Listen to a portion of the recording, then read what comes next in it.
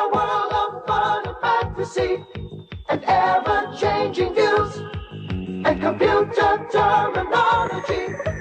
Commodore's news. Are you keeping up with the Commodore? 'Cause the Commodore is keeping up with you. Are you keeping up with the Commodore? 'Cause the Commodore is keeping up with you.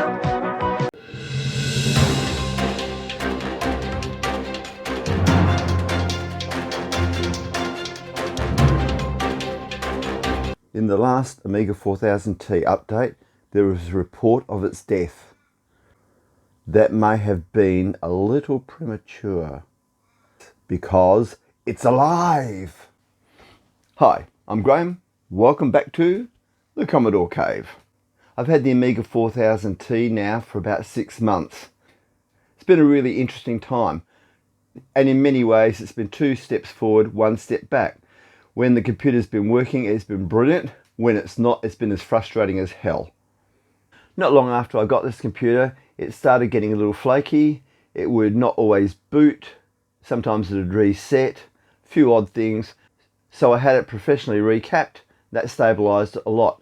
But the PSU was still functioning okay, and it wasn't replaced at that point. But that soon became my next problem. And in the end, the decision was taken out of my hands when the power supply unit started failing more and more often. I'm an enthusiast, not a computer technician, so when it needs any serious work done on it, I need to refer it to someone with the technical experience to do the job properly. So far, it's been back on that bench 3 times. This is the 4th YouTube I've done on this computer, and many of you have been following this journey. If you've missed any of the earlier ones, you can always catch up in the links below. Now that it's running well, we're going to take a good look at exactly what we have. And a question I'm sure all of you are asking. What's in the box? What's in the fucking box?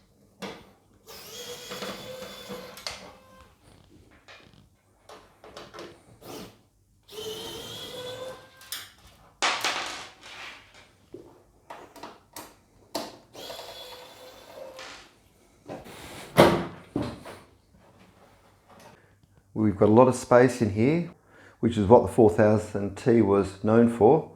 And the fascia is just clipped in. So that easily detaches and comes right off. There we go. This is what we've got on the other side. And that gives us access to the bays. There's the original hard drive. And that just slides out.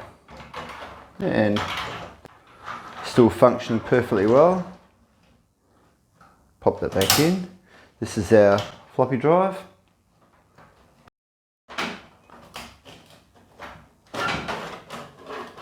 And our CD-ROM just detached, so I'll take it right out. Got the CF card in here, 32 gigabytes. That is huge for an Amiga. It's silent, fast, and provides me with heaps of space. And unlike any other Amiga, the 4000T actually has a built-in speaker. It produces an acceptable sound. Velcroed in down the bottom near the speaker. I've got some AA batteries to keep clock running. It's got a brand new power supply in it now, which is proving to be a lot more stable. But obviously I have kept the old one, and that will remain with this computer. Probably get recapped at some time in the future. It was only intermittently booting. What we found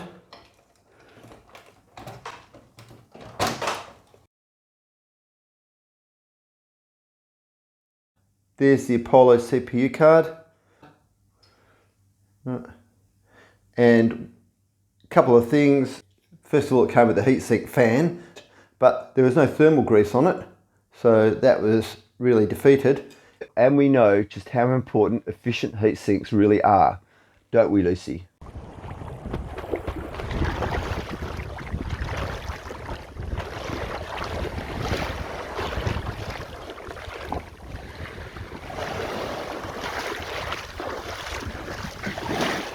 Don't we, Lucy?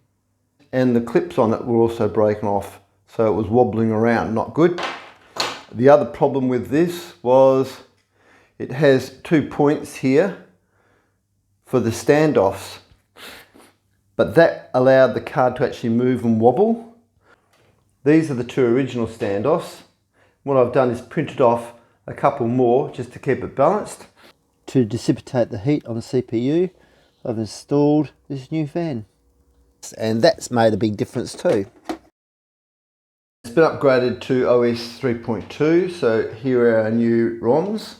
I've kept the old ROMs for prosperity. We've got loads of memory, a couple of banks of 32, another one of 16 and 2 meg of chip. Down here is the Super Buster chip, which gave me grief.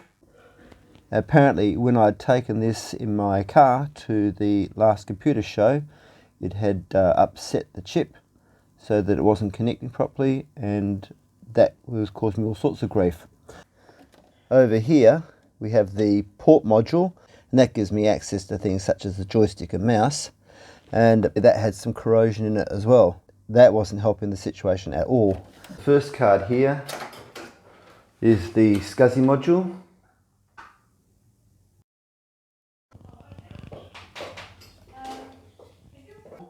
This is our Picasso 4 card.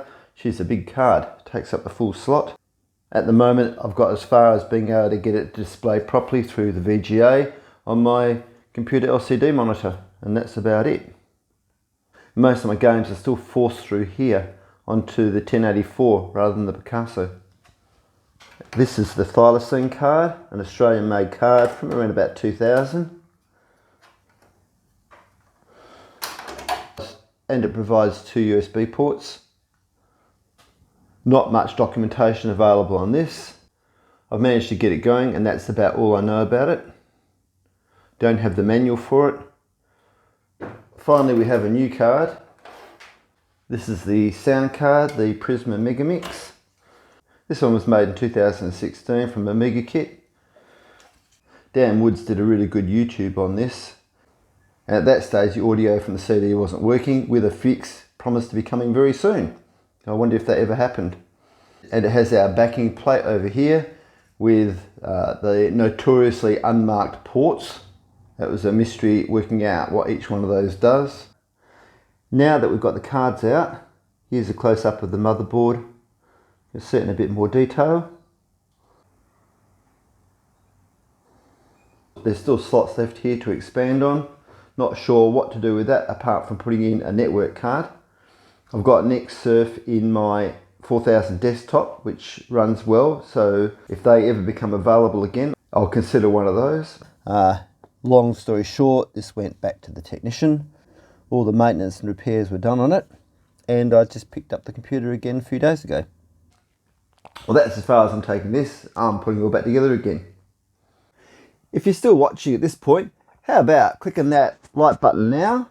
It really does help the channel, and it promotes it with other people interested in Commodore computers. If you're interested in Commodore or Amiga computers, I've got many of them here in the cave, and I've made a video on pretty much every one. I suggest you take a look at my channel, have a look at some of the other ones that are there. The 4000T has now taken up pride of place, permanent residence in the Commodore Cave. It sits underneath my desk, where I can use it on a daily basis. It all sits very nicely under my desk, even though it's a big beast. And it comes in at a very respectable 19.7 kilos. I've also included the feet on it as well now. And the keyboard for it, that's my Windows keyboard. And just sitting under here, neatly put away. And underneath here, the USB ports. The one thing that still bugs me, has from day one, is the fascia is missing off the floppy drive. Came without it. It was missing when I got it. I've tried to find a replacement for it. Not so easy. I've managed to find an alternative IBM drive. It's the same make and a similar model, and unfortunately the front doesn't match the existing drive. So I'm going to have to see if I can adapt this one myself for Amiga to see it as DF0. Hopefully that will slot in there nicely and fill the gap. And underneath the desk we've got the Alpha Data Controller. Really got used to that and enjoying it very much. That's the Thylacine card there. So I plugged in the extension for the hub there, and attached it to the top of the case, and even room under here for the joystick. My main monitor has got input for VGA and HDMI. The 4000T is using the VGA input, and my Windows computer is using HDMI. And I can easily switch to the VGA side by doing that. I now have the computer at a stage that I consider a good basis to build on, and that it's functioning properly. And what does that mean to me? I've set the press up screen mode, and there's so many modes available that I've gone with the one that seems to be most compatible with my LCD and selected this one. On the CF card, I've not only set up my Amiga OS 3.2, that's it there. I've also got another 6 drive partitions, and as you can see, there's plenty of space there, and most of it's available. Here's my Workbench 3.2. Some of the programs and apps that I consider absolutely essential on it. And of course we'll have a quick look with sysinfo. There's the memory.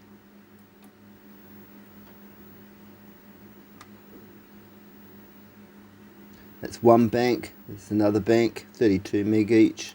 This one's got 16 in it and 2 mega chip. The boards are all there. Our drives. Let's have a look at DHO.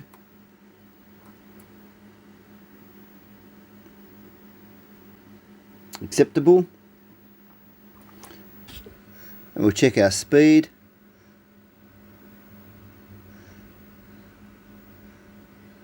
And again, acceptable. Here's our details over here. Libraries. Devices. Resources. Ports. Tasks. Show config. Memory. Expansion.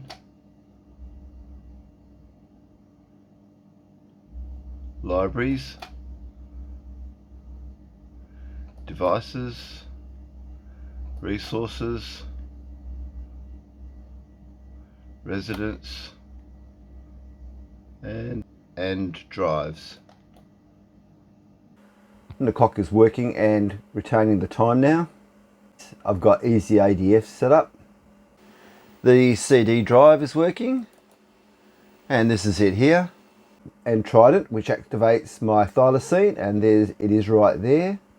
And I can have a look. This is running on the USB right now, and this has been incredibly handy to be able to copy software across and also do backups. What I really like about this USB is that when it's being accessed, it has a really handy little red LED at the back. So I can see at an instant if it's actually being accessed or not. Very useful. I've picked up a pack of 3 of these at the local Big W for under $20. Snoop DOS, an invaluable tool in helping me debug a lot of the issues I was having with the software as it was being installed. And I'm running Directory Opus apps, which has got very little on it at the moment. Loads of space. Final Writer is one of the programs I've put on there. Word processor.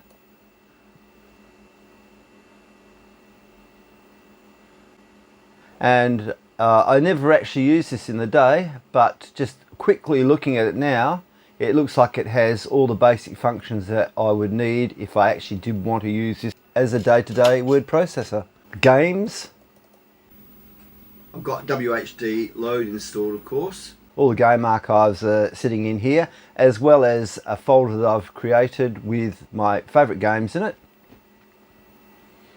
Anyone who's visited my channel before won't be surprised to see me select Archon, one of my very favourite games. It loads up with WHD load, and then the screen blanks out and it shifts display to the 1084. But the interesting thing is that this game appeared with the first Amigas, what became known as the Amiga 4000s. So it's a really old game, and it started up with Kickstart 1.1. I'm staggered that it's actually running on this computer at all. and it seems to be running perfectly well.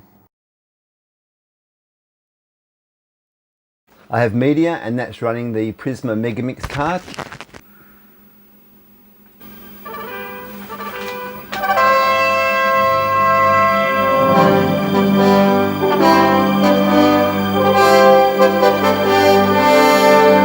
It plays independently and it doesn't impact on the Amiga resources, so I can run whatever I want while it's going.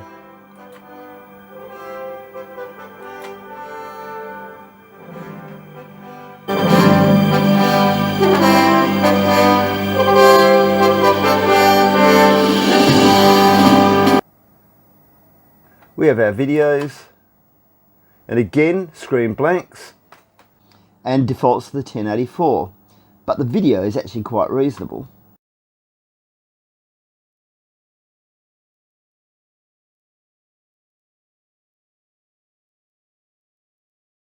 This is a very handy partition called Backups, and in this drive I have the common programs that I've used to set up this computer. This one here is particularly useful, DHO, and in this I have a complete backup of my workbenches. So if things go sideways, in just a couple of minutes I can format DH0 again and reinstall whichever version of the workbench I wanted. Worst case scenario, I can also boot off this as well. Down here we have two more drives, Workbench and Work. This is actually the original IBM hard drive that's in the computer, with all the software still pristine. And Work are the games.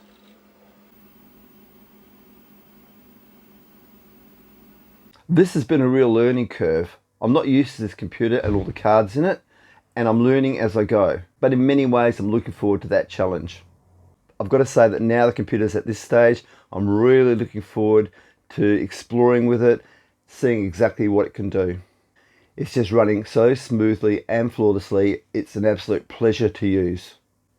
I can't wait to test its potential. So now the 4000T is stable and ready to launch. Where do I take it next?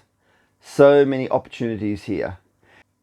And if you've got any ideas about how to tweak it, expand it, or where to take it from here, please leave a comment. Well, that's it for me today from the Commodore Cave. Thanks for watching. Hope you found it interesting. If you did, don't forget to leave a thumbs up, or better still, leave a comment, or better still, subscribe. Till next time, from the Commodore Cave. See ya. Are you keeping up with the Commodore? 'Cause the Commodore is keeping up with you.